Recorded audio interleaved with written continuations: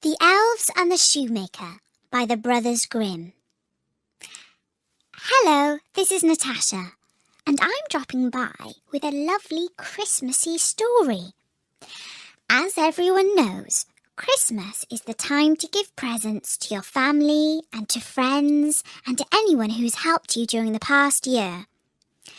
This is a story about a man and his wife who wanted to give a special present to some people who had been helping them. But the only thing was, they had no idea who it was who had been so kind to them. A shoemaker, by no fault of his own, became so poor that at last he had nothing left but enough leather for one pair of shoes.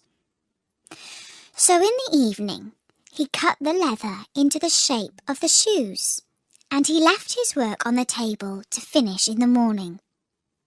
He lay down quietly in his bed, and before he fell asleep, he asked God to help him.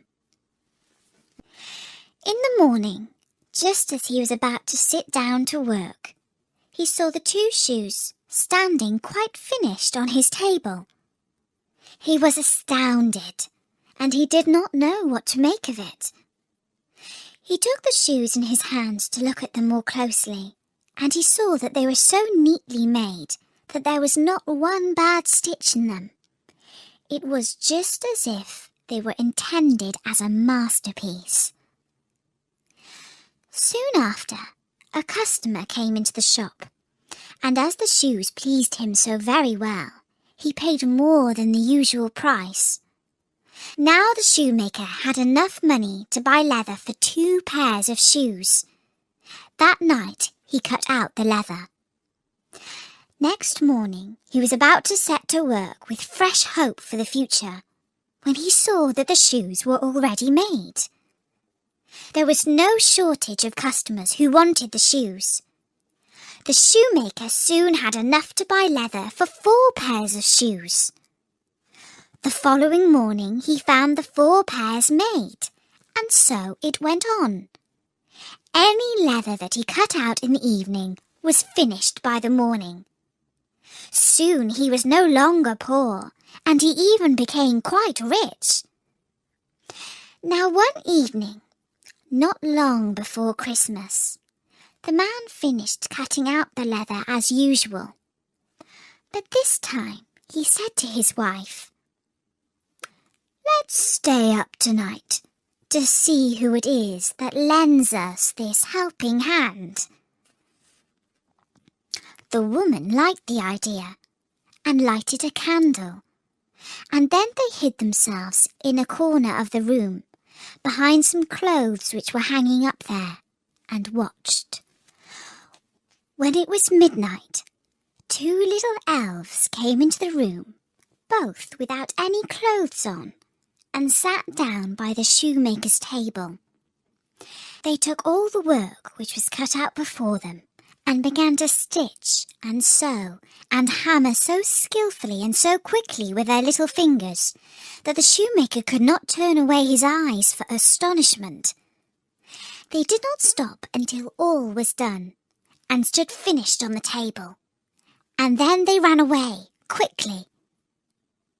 The next morning the woman said, "The little men have made us rich, and we really must show that we are grateful for it. They run about so, and have nothing on, and must be cold. I'll tell you what I'll do. I will make them little shirts and coats and vests and trousers, and knit both of them a pair of stockings, and you can help too. Make them 2 little pairs of shoes." The man said, "I shall be very glad to do it." And one night, when everything was ready, they laid their presents all together on the table instead of the cut-out work, then hid themselves to see what the little men would do. At midnight they came bounding in, and wanted to get to work at once. But as they did not find any leather to cut out, but only the pretty little articles of clothing, they were at first puzzled. And then, delighted. They dressed themselves very quickly, putting the pretty clothes on and singing, "Now we are boys so fine to see, why should we longer cobblers be?" Then they danced and skipped and leapt over chairs and benches. At last they danced out of the doors. From that time on, they came no more. But as long as the shoemaker lived, all went well with him, and all his business prospered. And that was the story of the Elves and the Shoemaker by the Brothers Grimm. Bertie says that was a really sweet story, and he hopes it's got you in the mood for giving and receiving presents. Now I'm just off to do some more Christmas shopping. But don't forget, there are always loads of free stories at storynori.com. For now, from me, Natasha, have a great Christmas. Bye-bye.